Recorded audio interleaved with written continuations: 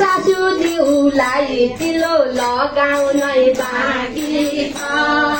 सानो नानी उठेर काकी छ सासूज्यूलाई चिलो लगाउनै बाँकी छ हातमा लाउने घडी थिएन उड्थ्यौँ तारा हेरी हातमा लाउने घडी थिएन उड्थ्यौँ तारा हेरी 3 बजे धान कुट्नलाई जानु पर्थ्यो फेरि 3 बजे धान कुट्नलाई जानु पर्थ्यो फेरि धान कुटिसकेपछि काम गनी गनी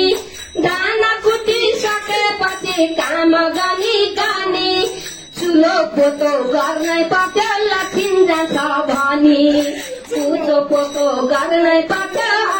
लक्षिन जान्छ भनी ओछनमा नानी रुन्थ्यो आमातिर हेरी ओछनमा नानी रुन्थ्यो आमातिर हेरी रातिमा ज्या भाँडा कुँडा चोख्याउनै छ फेरि रातिमा ज्या भाँडा कुँडा चोख्याउनै छ फेरि बत्ती दुना टपरी गाँसन यस्तै थियो अघि बुहारीलाई शासन बत्ती दुना टपरी गाँसन यस्तै थियो अघि बुहारीलाई शासन पानी लिन जानु पर्थ्यो कोल्टे बाटो जङ्गलको थियो बाटो पानी लिन जानु पर्थ्यो कोल्टे बाटो जङ्गलको थियो बाटो माघ मासको ठन्डी महिना पाउ कति काट्यो माघ मासको ठन्डी महिना पाउ कति काट्यो न्यानो लुगा तातो स्वेटर बजारमा नै थिएन न्यानो भने तातो स्वेटर बजारमा नै थिएन जुत्ता चप्पल लाउन पनि यो कर्मले दिएन जुत्ता चप्पल लाउन पनि यो कर्मले दिएन चोखो पानी ल्याउनु थियो नुहाएर खाली खुट्टा जाडो हिँडिन्थ्यो सहेर नाम छ धनकुटामा हो बसोबास म एउटा सानो कविता सुनेको छु त्यो सुनाउँछु हजुरहरूलाई कविताको शीर्षक छ नेपाली महिला फकिरो किनाराको गरममा कुर्तै छ आमा गिटी फकिरो किनाराको गरममा कुर्तै छ आमा गिटी कोक्रा भित्र रुँदैछ सानो बिरुवा भोकले हुँदै फेटफेटे कोक्रा भित्र रुँदैछ सानो बिरुवा भोकले हुँदै फेटफेटे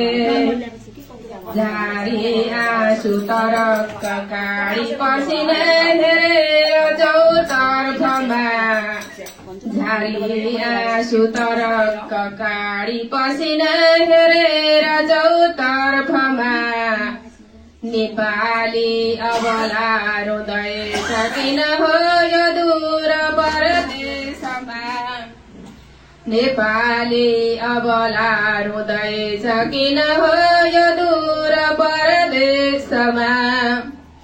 लाएकी उसले छ छिट फरिया चौगन्दी चोलो पनि लाएकी उसले छ छिट फरिया चौगन्दी चोलो पनि छाती एक खुला छ दूध चुही खस्दै छ तप तप अनि छाती एक खुला छ दूध चुही खस्दै छ तप तप अनि सुत्केरी जिउके रहेछ बिचराको दिन छ ध्यान त्यसमा सुत्केरी जिउके रहेछ बिचराको दिन छ ध्यान त्यसमा नेपाली अबला रुँदैछ किन हो यो दूर परदेशमा नेपाली अबला रुँदैछ किन हो यो सभा। धन्यवाद। छलफल गरेर उहाँ तपाईहरुसँग हामी यहाँ उपस्थित भएका छौं। मलाई धेरै खुसी लागेको छ। धेरै धेरै वसन्त पार गरेर यहाँ तपाईहरु यहाँ बस्नु भएको छ।